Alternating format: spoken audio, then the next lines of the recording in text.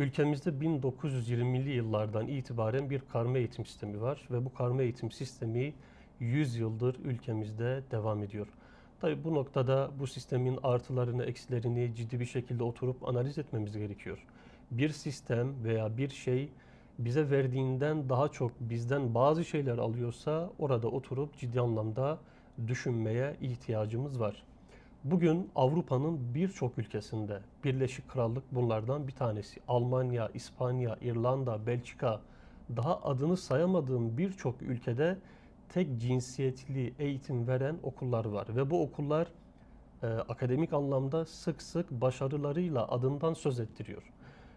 Bu anlamda kayda değer diğer bir araştırma da Güney Kore'de yapılıyor ve Güney Kore'de yapılan araştırma bize şunu gösteriyor.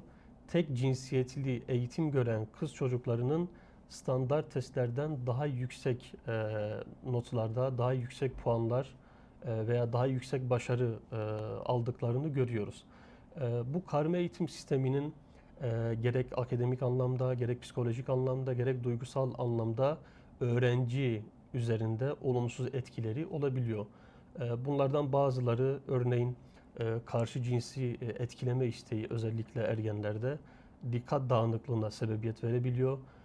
Derse katılım, soru sormada değerlendirilme kaygısından dolayı çekingenlik yaşayabiliyor. Ve burada şuna dikkat etmek lazım. Tek cinsiyetli okullarda öğrencilerin akademik, duygusal, psikolojik anlamda odak noktaları daha yüksek olabiliyor. Bugün LGS'de, YKS'de, İmam Hatip okullarının elde etmiş olduğu başarılara baktığımızda bunu çok daha net bir şekilde görebiliyoruz.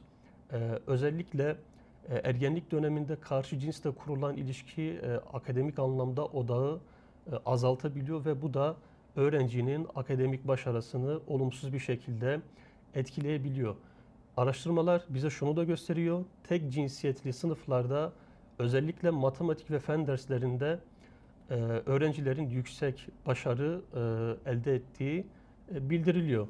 Tabi burada ergenlikte özellikle hormonlar çok üst düzeyde çalıştığı için özellikle kız çocuklarda cinsel istismar gibi durumlarla da karşılaşabiliyoruz. Yani ergenlikte e, beden algısından dolayı dış görünüş kaygısı artıyor. Az önce de ifade ettiğimiz gibi karşı cins tarafından değerlendirme korkusu öğrenciyi olumsuz bir şekilde etkileyebiliyor ve e, Avrupa'daki ülkelerde bahsettiğimiz gibi tek cinsiyetli eğitim veren okullar akademik anlamda daha yüksek başarılar, kayda değer çalışmalar elde edebiliyorlar. Bu anlamda bu artıları, eksileri analiz edip bunun üzerine düşünülmesi lazım.